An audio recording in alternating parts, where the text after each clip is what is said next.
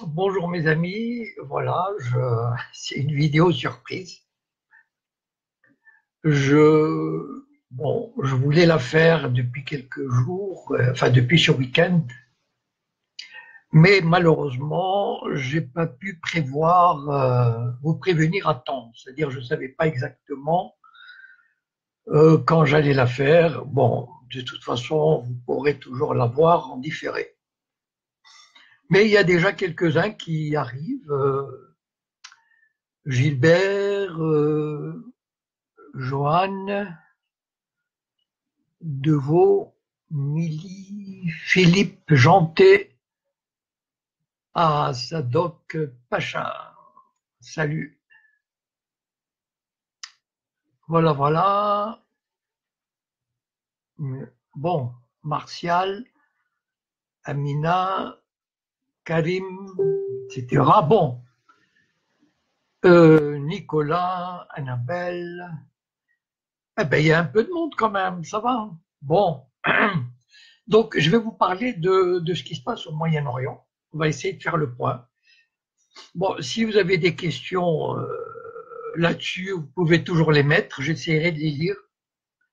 Donc voilà, vous savez que ce week-end, il y a eu un clash entre les Syriens, peut-être probablement les Iraniens, et les Israéliens. Bon, les Israéliens ont perdu un avion F-16 et disons ça a donné lieu à pas mal de commentaires un peu comment dire enthousiastes ou qui ouvraient des perspectives. Donc je voudrais remettre les choses à leur place. Bon, ce n'est pas pour décourager, mais bon, disons, il faut être réaliste et analyser la situation et voir ce que cela va donner. Bon, d'abord, il faut vous dire une chose, c'est que Israël a l'habitude des provocations. De tout temps, depuis 1948, Israël a toujours provoqué les voisins arabes, les Palestiniens, les voisins, etc., de manière à créer des tensions pour faire la guerre. Par exemple, en 1948, il y a eu deux cessez-le-feu qu'Israël avait violés pour s'étendre, conquérir de nouveaux territoires. Par exemple, la ville d'Ashkelon, qui aujourd'hui est considérée comme israélienne, mais ne faisait pas partie du plan de partage, et elle a été conquise au moment où il y a eu un cessez-le-feu.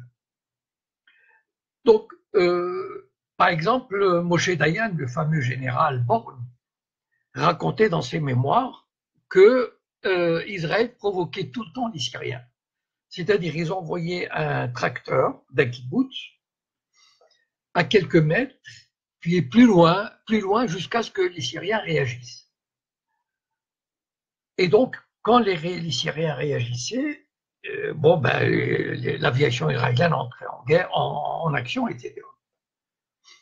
Pourquoi? Parce que Israël a besoin de vivre dans cet état de tension pour des raisons internes, pour créer la cohésion interne, pour dire aux Israéliens, regardez, on a des ennemis constamment, et puis pour donner des leçons, comme ils disent, aux Arabes. Et Israël joue de sa supériorité aérienne écrasante, en tout cas suffisamment établie pour lui donner un avantage considérable. Donc, sur la Syrie et bon, le Liban, Israël, comment dire, survole, les avions israéliens survolent le Liban régulièrement, mais en Syrie, depuis une vingtaine d'années au moins, les Israéliens bombardent régulièrement, bon, pas comme aujourd'hui, mais disons, il y a toujours eu des bombardements.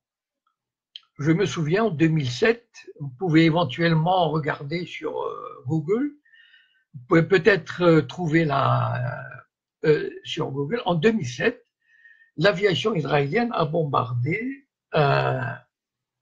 c'était vers septembre-octobre, a bombardé un lieu très important. On dit, parce qu'on ne sait pas vraiment ce qui s'est passé, on dit que c'était un centre de recherche nucléaire, d'autres disent que c'était probablement une base militaire secrète, etc. En tout cas, toujours est-il l'aviation israélienne l'a complètement détruit. Et donc ça, même avant la guerre civile.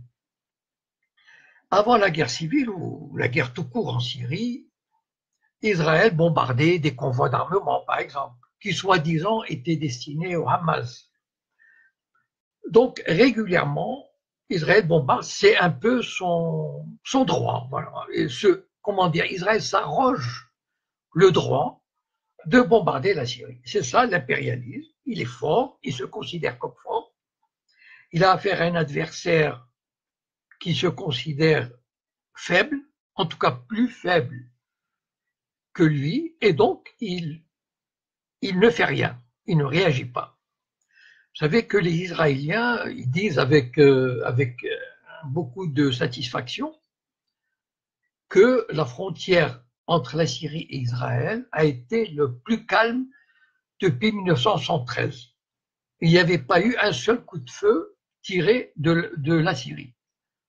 C'est dire si les Syriens se tenaient à carreau, parce qu'ils savent que voilà, la moindre provocation, la moindre résistance, ils allaient recevoir des bombes, etc.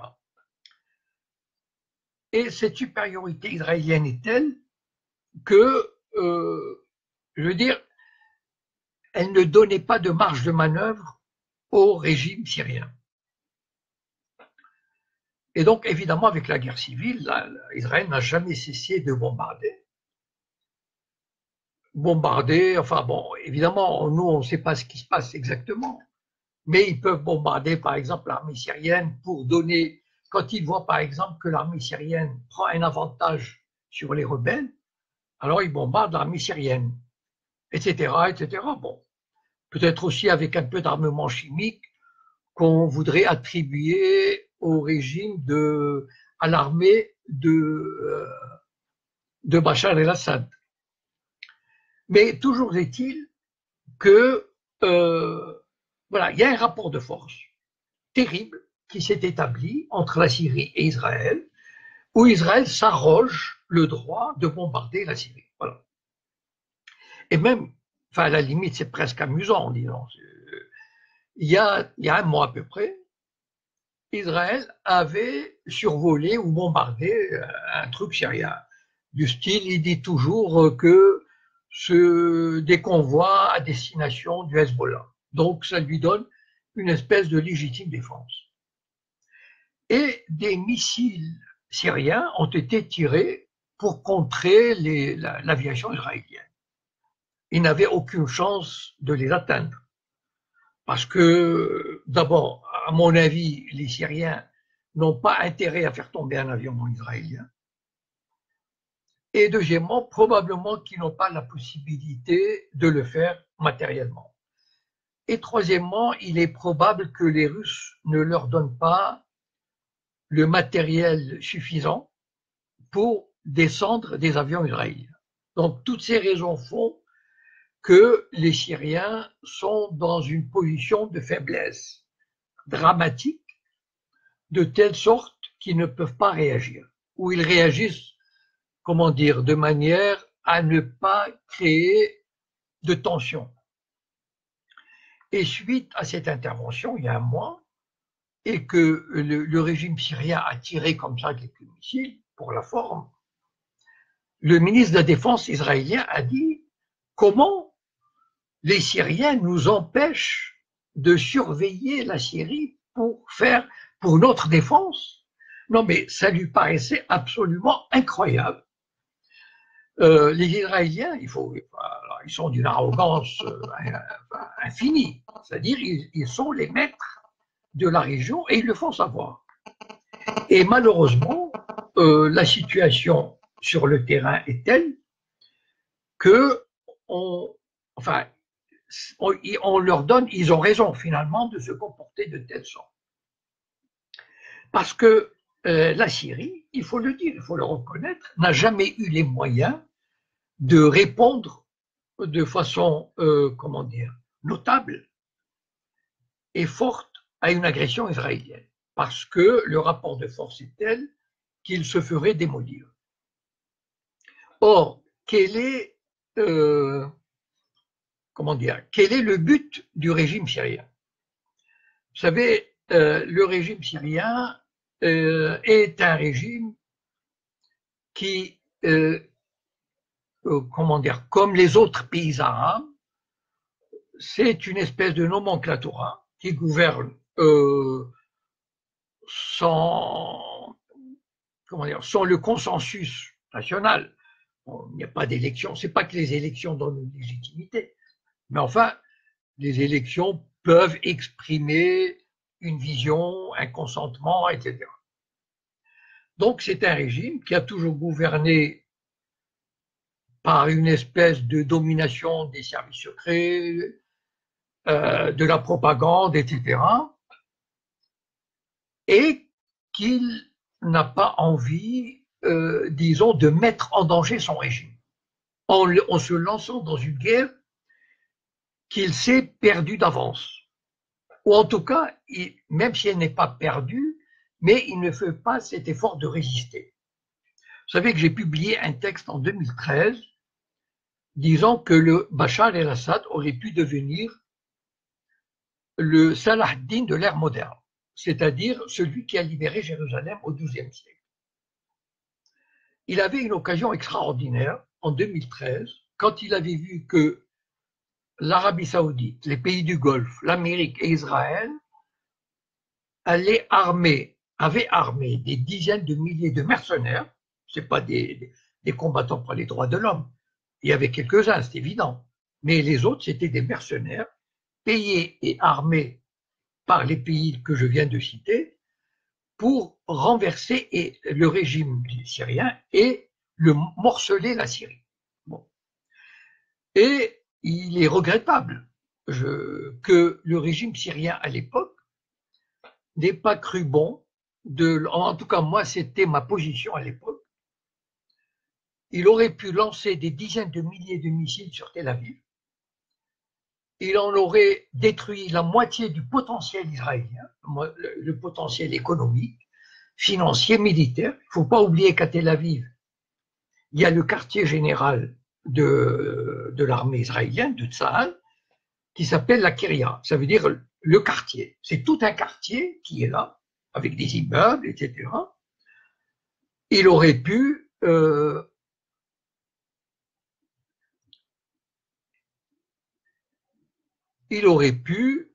disons, détruire tout ça. Et donc, en fait, toute l'infrastructure économique, financière, militaire, idéologique, économique, il aurait pu détruire tout ça.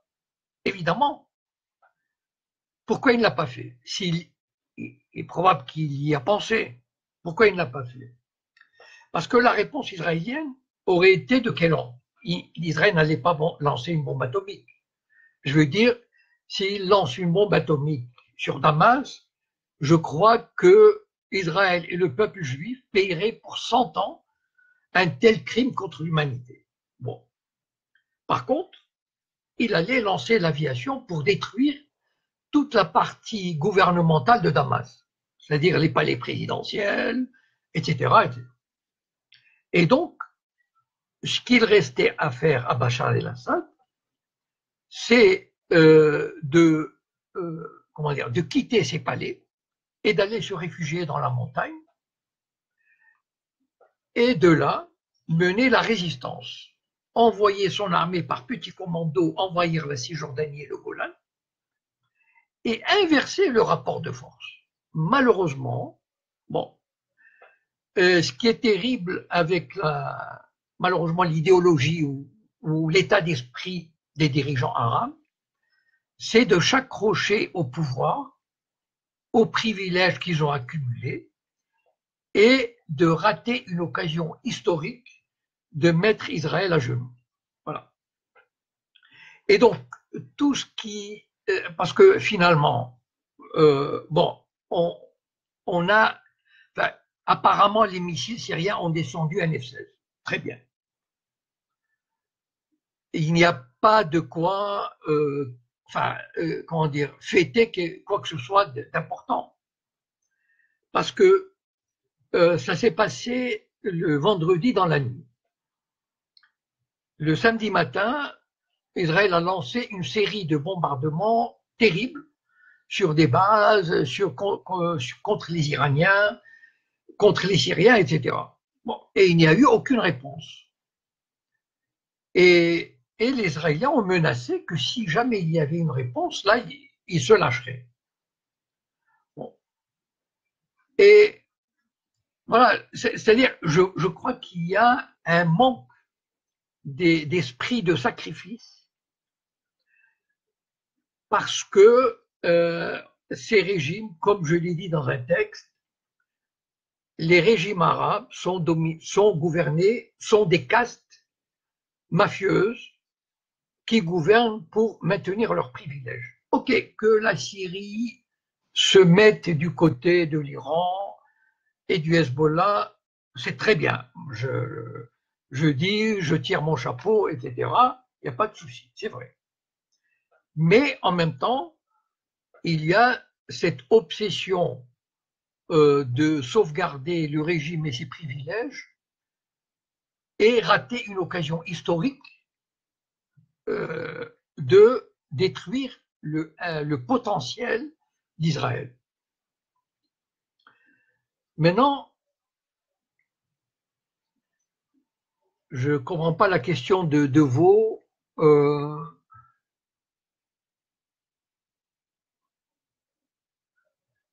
Et la souveraineté syrienne.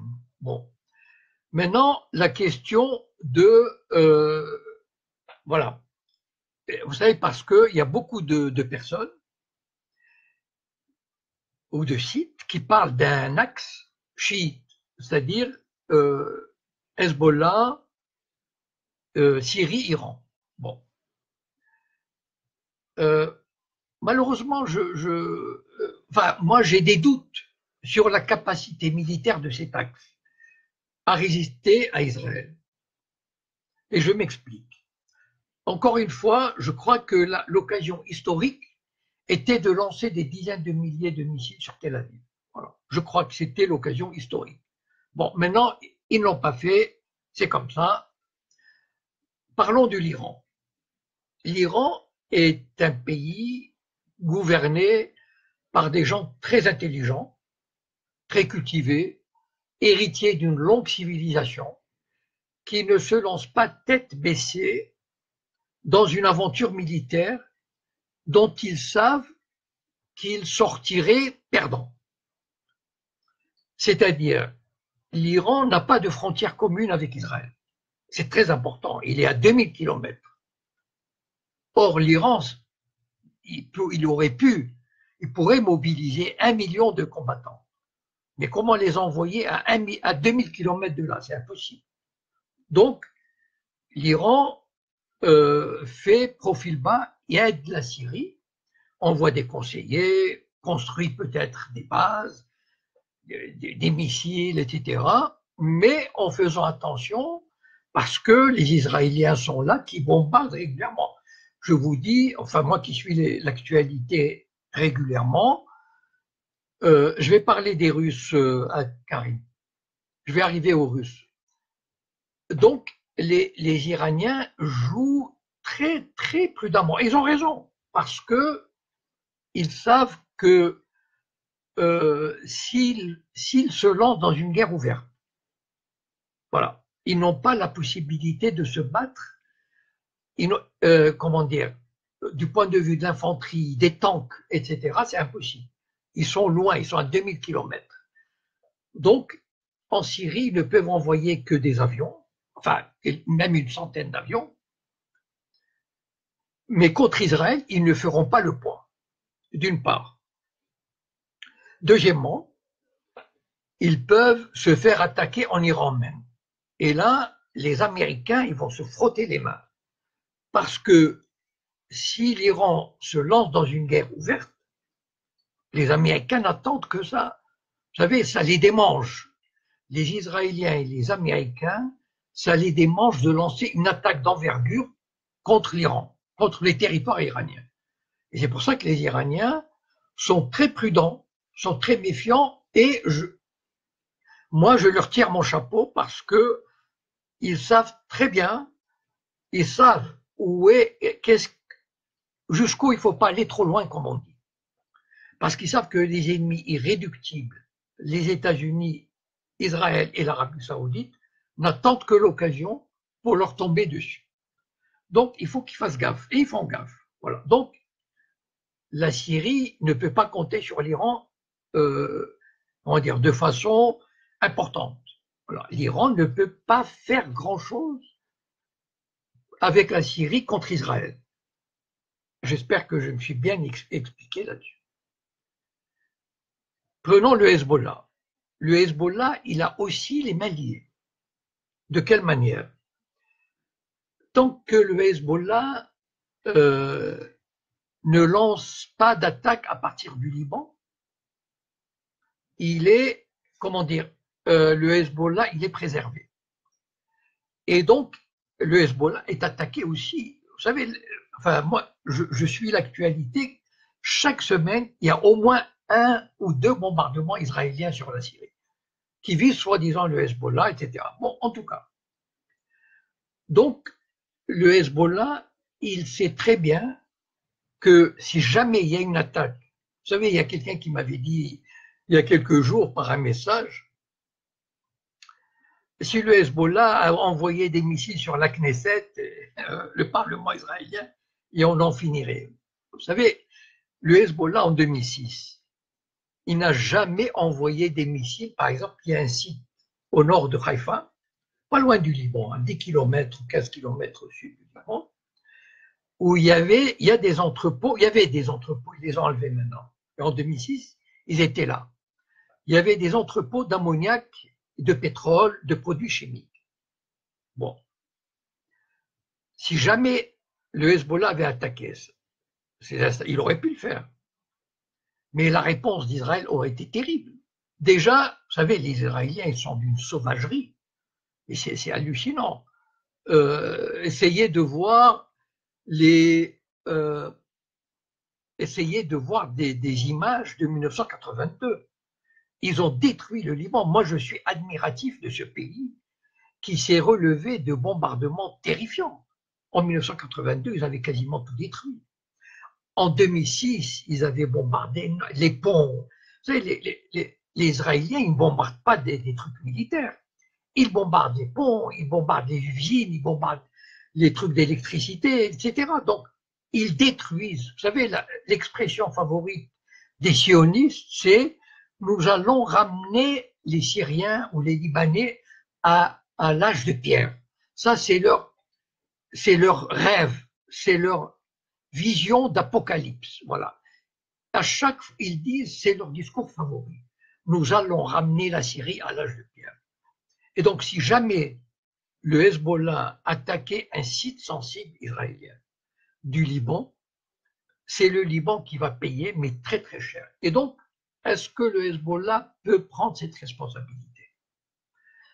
Enfin, je ne crois pas qu'il le ferait, parce que c'est un parti, c'est un mouvement qui est conscient de ses responsabilités, de sa résistance, et il ne voudrait pas donner cette possibilité à Israël de détruire un pays. Parce que la prochaine fois, en 2006, les Israéliens sont partis avec des tanks, etc. Et ils ont eu une raclée. C'est vrai, sur le terrain. Mais je ne crois pas que la prochaine fois, ça se passera comme ça. Ça sera juste l'aviation. Et là, l'aviation, c'est Israël a quasiment les mains libres. Voilà, il peut faire ce qu'il veut. Donc, voilà, le Hezbollah et l'Iran, ils ne peuvent pas faire grand-chose pour la Syrie. Et la Syrie, aujourd'hui, vous savez, ok, Bachar el-Assad va rester au pouvoir, probablement. Mais franchement, il a une souveraineté sur la moitié de la Syrie. Vous savez, il y a même des régions où il y a des milliers d'Américains. Mais de quel droit sont-ils là? Voilà. Eh bien, ils sont là. Voilà. ils prennent un territoire et ils se disent, voilà, nous sommes là. Voilà. Donc, c'est un pays à la souveraineté limitée, qui est à 80% détruit, qui a énormément... Vous savez, la Turquie est intervenue au nord de la Syrie. Pourquoi? Parce que les Américains, vous savez, ils disent, bon, Daesh, ça n'a pas marché. Ils ont créé un autre mouvement de Kurdes, soi-disant, enfin bon, mais la Turquie est intervenue. Bon, a priori, comme j'ai dit à quelqu'un, ils défendent leurs intérêts, les Turcs, parce que ces forces turques sont contre le régime de Bachar el-Assad, mais éventuellement, on peut le retourner contre la Turquie. Les Américains, ils n'ont pas de... ils n'ont pas de conscience. Enfin, ils jouent les uns contre les autres. Et c'est toujours les Kurdes qui perdent. Maintenant, venons-en à la Syrie. Pardon, à la Russie. Il y a quelqu'un qui m'a posé une question, mais de toute façon, j'allais en parler. Voilà. La Russie, elle est dans une situation délicate. C'est-à-dire, vous savez, la Russie a perdu énormément de positions au Moyen-Orient, à l'époque de l'URSS, des pays comme l'Égypte, l'Irak, etc. Bon, la Syrie, la Libye, étaient proches de l'URSS, étaient des alliés, etc. L'URSS vendait des armes, avait une grande influence. Aujourd'hui, bon, l'Irak, on sait ce qu'il est devenu, la Libye, on sait ce qu'il est devenu, etc. Bon, l'Algérie ne compte pour du beurre de ce côté-là. Les pays du Golfe sont retournés quasiment dans le giron sioniste. Donc, il ne reste à la Russie que la Syrie. Et ils ont une base. Vous savez, la Russie, comme on dit, avait toujours cet espoir ou comment dire, cet appel d'aller dans les mers chaudes. Parce que dans les ports russes, une partie de l'année, ils ne peuvent pas utiliser ces ports à cause de la glace.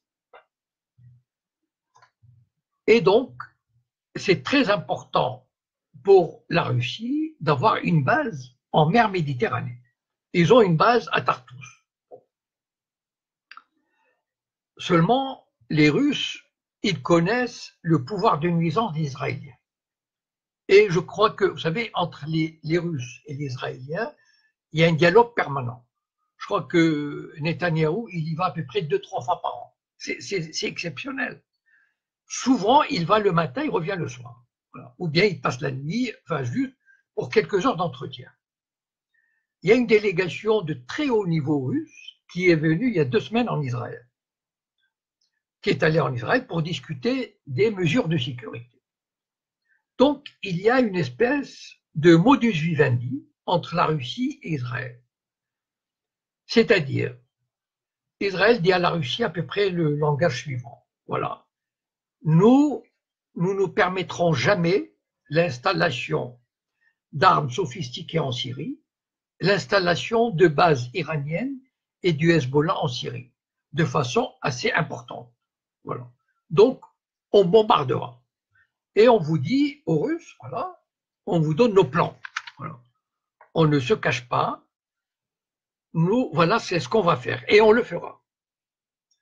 Et ce qui est important pour Israël, c'est que les Russes savent que les Israéliens le feraient. C'est pas des gens qui parlent en l'air. Voilà. C'est pas des gens qui vont dire, qui vont reculer, etc. Au contraire. Bon.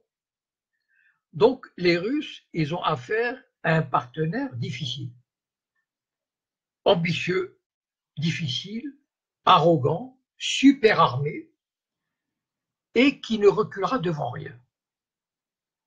Ok, donc la Russie se dit, il vaut mieux coopérer. Si j'arrive à garder le régime de Bachar el-Assad et les bases, bon, sont les conditions essentielles. Le reste, on peut en discuter. Par exemple, Israël voulait que les forces iraniennes soient éloignées à 50 km de la frontière du Golan, confisquées par Israël. Donc, il y a eu des discussions. Apparemment, les Russes n'ont pas voulu, etc. Bon, ce sont des choses sur lesquelles on peut discuter toujours. Enfin, ils discutent. Mais sur les conditions posées par Israël, Poutine ne peut qu'être d'accord à partir du moment où il sauvegarde le régime de Bachar el-Assad, qui est son allié, et la base de Tartous. Sinon, qu'est-ce qui peut se passer? Les Israéliens, ils ne vont pas s'attaquer à la Russie, comment dire, sur le plan militaire. C'est pas si, parce que là, c'est un gros morceau pour eux. Parce que les Russes, ils ont des capacités militaires incroyables. Je veux dire, sur certains points, ils dépassent même les Américains. Mais ils savent que les Israéliens sont capables de coups tordus qui les mettraient dans une situation difficile, par exemple au niveau de Bachar el-Assad. Les Israéliens peuvent créer de faux attentats à Tartous, la base navale de Russie. Vous savez, il y a eu des fameux attentats au Liban qu'on a prêtés à des tas de gens, mais pas à Israël. Donc, ils peuvent mettre des bâtons dans les roues à la Russie sans que Israël apparaisse. Et donc, ils peuvent vraiment leur faire la vie dure. Sans compter que les Israéliens ont d'autres cartes à jouer vis-à-vis par rapport à la Russie. C'est-à-dire, par exemple, faire agir les Américains sur le côté financier, etc. Donc, je pense que ce sont deux partenaires, Israël et la Russie, qui ont décidé de sauvegarder chacun ses intérêts et qui se respectent. C'est une politique. Vous savez, les États, et il y a quelqu'un qui avait dit, les États sont des monstres froids. Donc, c'est pas les États, c'est pas les droits de l'homme, c'est pas l'humanisme, etc. C'est quels sont mes intérêts. Voilà. Et donc, ils font des calculs. Et Poutine est suffisamment intelligent pour savoir que, pour le moment, avec Israël, et vu l'état de faiblesse de Bachar el-Assad, c'est pas le moment de provoquer Israël. Voilà. Et donc, il laisse faire. C'est-à-dire que, voilà, bon, les bombardements, évidemment, jusqu'à présent, aucun Russe n'a jamais été atteint. Aucun avion russe n'a été atteint. Donc, il laisse faire. En tout cas, c'est la réalité. Les Russes ont les moyens de faire tomber les avions israéliens. Ils ont des missiles ultra perfectionnés, capables. Vous savez, il y avait en 1969, je crois, il y avait un sous-marin israélien qui a disparu en mer Méditerranée. J'ai oublié le nom malheureusement, je ne sais pas si on peut retrouver cette information. Et à l'époque, on avait dit que c'était des Russes. Bon. Qui l'avaient fait. Bon. Donc les Russes ont les moyens, ils ont les armements, ils ont tout ce qu'il faut pour infliger, peut-être pas une défaite, mais en tout cas pour infliger des coups durs à l'armée israélienne. Sauf que l'armée israélienne a aussi les moyens de rendre les coups et surtout, le problème, c'est de faire perdre comment dire, la place forte syrienne à la Russie. Et ça, je pense que pour la Russie, c'est le plus important, c'est d'avoir cette plateforme. Parce que c'est le seul point d'appui qu'il leur reste en mer Méditerranée. Donc Israël joue quasiment sur du velours de ce côté-là. Bon. C'est-à-dire qu'il neutralise la Syrie. L'Iran, comme je l'ai dit tout à l'heure, est relativement neutralisé, comme le Hezbollah. Et dans cet échiquier colossal, important, stratégique, qu'est-ce qui reste? Il reste les autres pays arabes sont, enfin, vous savez dans quel état ils sont. L'Égypte est quasiment, bon, l'Égypte c'est un régime totalement soumis à l'Amérique, à l'Arabie Saoudite et donc à Israël. La Jordanie, n'en parlons pas, c'est quasiment c'est quasiment un protectorat. L'Arabie Saoudite est en train de s'aligner comme les pays du Golfe, etc. Donc, la Syrie, et je crois que même la Syrie, je ne sais même plus si elle fait partie encore de la Ligue arabe. Bon, faudrait que je vérifie ça. Mais par exemple, le Hezbollah n'a rien à attendre des Arabes. Le Hezbollah a été déclaré mouvement terroriste par la Ligue arabe. Donc, comment dire, c'est le dernier carré de résistance qui reste contre Israël. Malgré tout, c'est un carré de résistance. Mais c'est un carré de résistance affaibli, enfin en tout cas qui est en situation de faiblesse, qui doit gérer avec beaucoup d'intelligence et de savoir-faire. Parce que les Israéliens, ils ont toujours le doigt sur la gâchette et ils n'attendent que le moment favorable pour dévaster la région. Donc, il reste, enfin, Israël, voilà, et il est, en tout cas, je parle pour le moment. Maintenant, je ne sais pas comment la situation peut évoluer, mais le fait est que pour Israël, il est dans une situation, c'est ce qui explique son arrogance, son impudence. Il est dans une situation quasiment où il a les mains libres. Vous savez, il ne faut pas trop compter sur les déclarations de Macron ou de Bruxelles disant oui, enfin, c'est pas bien ceci, c'est pas bien cela. Israël fait ce qu'il veut. Voilà. Et il impose sa volonté. Par contre, je tire mon chapeau à la Pologne. Voilà un pays, moi, on peut penser ce qu'on veut du régime polonais, des partis politiques, ce qu'on veut. Mais c'est un pays qui vient de faire un bras d'honneur à Israël. Je ne sais pas si vous êtes au courant, la Pologne a publié sa loi sur la Shoah. Et elle a dit, les Polonais n'ont rien à voir et allez vous faire foutre aux Israéliens. Vous n'imaginez pas les pressions qu'il y a eu sur la Pologne. Moi, je ne croyais pas qu'ils iraient jusqu'au bout. Eh bien, les Polonais ont tenu bon. Ils ont voté leur loi sur la Shoah. Alors, ce qui est amusant, c'est que les Israéliens ont dit ça va changer l'histoire et les historiens ne pourront plus étudier la Shoah, alors que c'est exactement ce qu'ils font vis-à-vis des historiens qui veulent étudier la Shoah, etc. Donc, ils ont voté cette loi, ils l'ont promulguée, et les Israéliens, ils s'étranglent parce que la Pologne a voulu être est un allié d'Israël sur le plan international. Par exemple,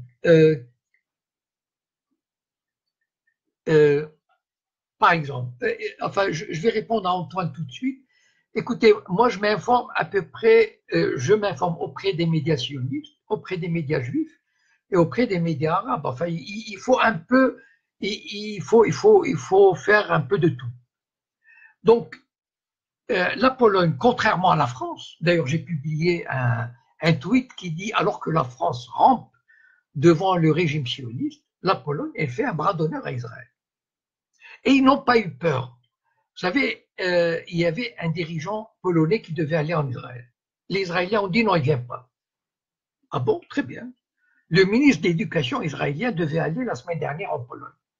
Et les Polonais ont dit non, non, non, il ne vient pas.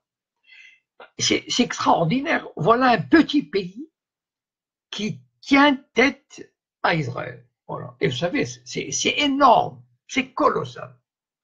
Donc,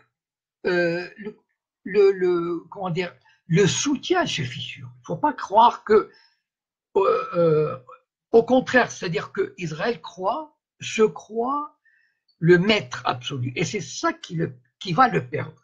Parce qu'il est tellement sûr de lui et dominateur, comme avait dit le général de Gaulle, qu'il va toujours plus loin, suscitant la méfiance, la haine et la résistance. Qu'est-ce qui peut, comment peut-on contrer cette arrogance israélienne? Et là, j'aimerais donner une opinion, comment dire, enfin, une vision personnelle. militairement parlant, on ne peut pas attaquer Israël. C'est-à-dire, vous savez, ceux qui rêvent d'un coup à la Hezbollah ou à l'iranienne, il vaut mieux oublier. Voilà. Par contre, Israël a un point faible, énorme. C'est un pays raciste, c'est un pays colonial, c'est un pays qui pratique l'apartheid, même dans son pays, même avec les citoyens arabes israéliens. Et malheureusement, l'autorité palestinienne, au lieu de faire ressortir cette image de pays colon, par exemple, il y a 2-3 jours, il y a eu une émission à la télévision française. Je ne l'avais pas regardé, mais j'ai vu ce qui s'est passé après. Il y a un intervenant qui a dit les forces d'occupation israéliennes. Et là, tout le monde a dit oh non, non, non. Et oui, et c'est ça, les accords d'Oslo, c'est quoi? L'autorité palestinienne, c'est quoi? Elle donne crédit à Israël qui ne passe pas pour un régime d'occupation. On dit, voilà, il y a un président palestinien, il y a hier ou avant-hier, le président, entre guillemets, palestinien est parti à Moscou, il se prend pour un président, alors qu'il n'a aucun pouvoir, et il ne voyage que parce que Israël lui en donne l'autorisation. Je crois qu'il oublie certaines choses, Mahmoud Abbas, il devrait s'en rappeler. Et donc, j'ai hâte et j'aimerais que beaucoup de Palestiniens et d'Arabes comprennent que le talon d'Achille d'Israël, c'est la légitimité, c'est-à-dire de faire de ce pays un pays d'apartheid, un pays colonisateur. Et c'est ça où il faut taper. C'est-à-dire que, je vais donner un exemple. Combien de gens, par exemple, pourquoi il n'y a pas une campagne? D'abord, je regrette toutes ces divisions des mouvements de pro-palestiniens. Il y en a énormément, il y a rarement une coordination, et vous savez, des fois je dis, regardez les sionistes et prenez exemple sur eux. Et à mon avis, des fois, ils ne savent pas travailler. Voilà. C'est pas qu'ils ne le font pas, bien sûr, ils publient des vidéos, ils publient des reportages, etc. Mais je vais prendre un exemple. Il y a une députée, une femme députée palestinienne, qui est en prison depuis plusieurs mois, une mère de famille, qui est en prison dans les geôles israéliennes par détention administrative. C'est-à-dire, détention administrative, c'est quoi? Israël est le seul pays au monde qui peut arrêter n'importe qui, n'importe quel citoyen, même qui n'est pas israélien, l'arrêter pour des raisons secrètes. Ça veut dire sans procès, sans accusation, sans avocat, pour 6 mois, renouvelable. Voilà. Moi, j'ai déjà lancé cet appel et malheureusement, voilà, il tombe à plat. Je crois parfois, et je vais le dire là tout de suite, je crois parfois, parce que quand ça vient de moi, c'est-à-dire un ami de Dieudonné, de Soral, qui peut être accusé d'être antisémite, etc., les mouvements pro-palestiniens, certains, ont peur de s'afficher, de me reprendre, etc. Je vais vous raconter un truc, et vous pouvez le vérifier.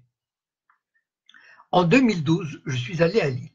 Bon, j'étais invité pour faire une conférence sur la liberté d'expression. C'est-à-dire, le sujet était, est-ce qu'on peut traiter du conflit israélo-palestinien librement dans les médias?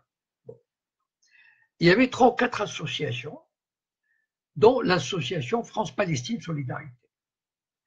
Et la FPS, je le sais depuis, a jeté l'anathème contre moi et contre mon livre Le Printemps des Samiens. L'anathème, ça veut dire a donné instruction à toutes ces organisations régionales de ne jamais s'associer pour m'inviter, de ne jamais parler de mon livre. Bon. Et j'ai retrouvé un texte de Conspiracy Watch. Conspiracy Watch, ce sont eux qui m'ont fait sortir de Wikipédia. C'est un mouvement qui, comment dire, qui traque les complotistes. Bon, vous savez, vous voyez un peu ce que ça veut dire. Donc, ils m'avaient traité de tous les noms sur Wikipédia, etc. Et ils ont réussi à me faire virer de Wikipédia. Donc, Conspiracy Watch a contacté la FPS en 2012. Ils leur ont dit, c'est vrai que vous vous associez à Jacob Cohen? Ils ont dit non, non, non, non, non, non, non, non et non. Voilà. Donc, je pourrais citer d'autres exemples, mais j'ai pas envie. Mais voilà, ce qui est malheureux, c'est que d'abord, il y a des divisions. Il y a la peur d'être traité par le CRIF d'antisémite. Vous imaginez, Jacob Cohen, donc lié, enfin, on ne sait jamais, il y a d'antisémitisme dans l'air. Donc, la trouille qu'ils ont, pas l'égoïsme, les égos de chacun. Et donc, on rate des actions communes extraordinaires qui peuvent porter. Je reviens à cette députée. Cette députée, elle est du FPLP. Donc, c'est un parti qui lutte contre Israël et contre l'autorité palestinienne. Donc, l'autorité palestinienne se frotte les mains. Ils n'en ont rien à fiche d'une députée qui est arrêtée par les forces israéliennes. Et donc, moi, j'aurais voulu, j'ai déjà proposé à quelques reprises qu'on prenne la photo de cette bonne femme, la vie de cette bonne femme, la vidéo de cette bonne femme, et qu'on en fasse un porte-drapeau du combat contre l'occupation israélienne, contre la détention administrative israélienne, etc. Mais pendant des mois, le matraquage total pendant des mois. Voilà. Et on fait ressortir, parce que combien de gens savent qu'il y a une détention administrative en Israël? Combien? Très peu. Malheureusement, je dis encore une fois, et on ne sait pas, parce que moi je connais la méthode de travail des sionistes. Et c'est pour ça que je dis, il faut les connaître et il faut savoir tirer des leçons comment ils font. Je vais vous dire la dernière trahison d'autorité palestinienne. C'est abject. Il y a 2 jours, deux soldats, un soldat et une soldate israéliens, sont entrés par erreur à Jenin. Ok. La foule qui a vu la voiture marquée, parce que les voitures militaires israéliennes, il y a le début de Tzal, la lettre C, qui est marquée sur la plaque d'immatriculation. Et il était en uniforme. Donc, ils les ont pris et on ne sait pas ce qu'ils voulaient en faire. Ils ont commencé à les tabasser. Qui les a délivrés? La police palestinienne. Voilà. Alors que pourquoi ils n'auraient pas laissé les Palestiniens prendre ces 2 soldats en otage et les échanger contre 1 millier de prisonniers palestiniens? Mais quand est-ce que les Palestiniens comprendront jusqu'où va les mener cette soumission à leur maître sioniste? Moi, vous savez, Jean-Paul Sartre avait dit une chose, je méprise les colonisés qui collaborent avec leurs colonisateurs. Voilà. Et donc, parce que, vous savez, en face, et je finirai là-dessus, en face, c'est-à-dire le camp sioniste, le camp judéo-sioniste, il est remarquablement uni dans sa diversité. Ça, l'intelligence des sionistes. L'intelligence des sionistes, c'est que ils forment un front uni avec une fausse diversité. C'est-à-dire, il y a la gauche, la droite, les humanistes, etc. Et je vais vous donner une illustration que j'ai apprise aujourd'hui. Vous savez, il y a un grand écrivain israélien qui s'appelle David Grossman. Bon. Alors tout le monde en fait des tonnes, oui, il est contre l'occupation, etc. Tout le cinéma, soi-disant humaniste sioniste, c'est du cinéma. Bon. Par exemple, ce David Grossman, il est contre l'occupation, très bien. Et quand il y a des soldats qui refusent d'aller servir dans les colonies, qu'est-ce qu'il dit? Il dit, ah non, non, non, non, il faut y aller, mais je suis contre l'occupation. Et là, hier ou aujourd'hui, il a été désigné pour recevoir le prix Israël de littérature. Et même le ministre de l'Éducation, qui est un facho, religieux, extrémiste, sioniste, il a dit, je suis heureux, enfin il a exprimé des louanges extraordinaires pour David Grossman. Voilà. Donc, tout soi-disant ces divisions, la paix maintenant et ceci, et puis on est contre l'occupation, c'est du blabla.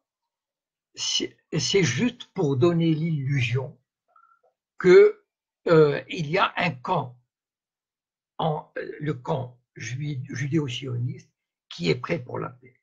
C'est pas vrai. Voilà. C'est un camp qui ne cherche, il est uni, il n'a qu'une vision, et c'est de détruire le peuple palestinien et de soumettre les Arabes. Voilà. Le jour où les Arabes comprendront ça, ben, je crois qu'on pourrait arriver à quelque chose. Voilà. Sur ce, je vous souhaite une bonne soirée. Et puis, s'il y a des questions, j'ai pas eu le temps toujours de regarder, je suis désolé. Et donc, je vous souhaite une bonne soirée et puis je vous dis à bientôt. Bonsoir.